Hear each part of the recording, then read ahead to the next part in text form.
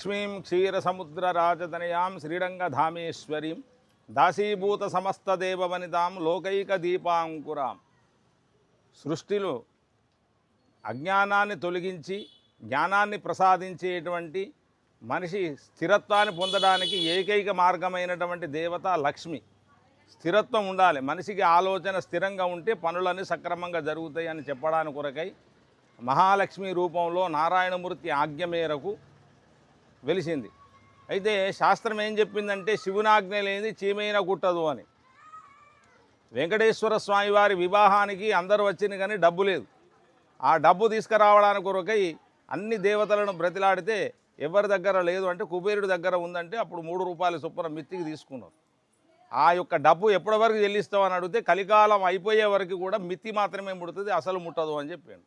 దీనికి అంత మూల కారణం ఎవరు అని ఆలోచన చేస్తే అప్పుడు ఆ కుబేరుడికి అప్పు ఇచ్చినటువంటి వాడు ఈశ్వరుడు కనుక ఆ ఈశ్వరుని పట్టుకుంటే స్థిరత్వము, లక్ష్మి, మానసిక ప్రశాంతత అన్నీ కూడా ఈ క్షేత్రంలో వెళ్ళడానికి కొరకై పూర్వీకులు అనాదిగా ఏం ఆలోచన చేసిందో తెలియదు మాకు, కానీ ఈ యొక్క వ్యవహారం అంతా కూడా పెట్టారు. శ్రావణ మాసం ఛాయానక్తం అంటే సూర్యుడు అస్తమించద్దు, చంద్రుడు రావద్దు.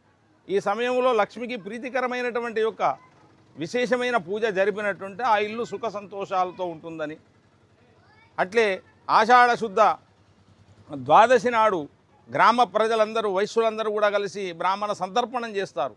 ఒక అన్నదానం చేస్తే ఒక వ్యక్తి యొక్క ఆకలి తీరిస్తే నీ కుడుపు, నీ యొక్క కొడుకులు, బిడ్డలు అందరూ కూడా చల్లగా ఉండని ఆశీర్వచనం ఇస్తారు.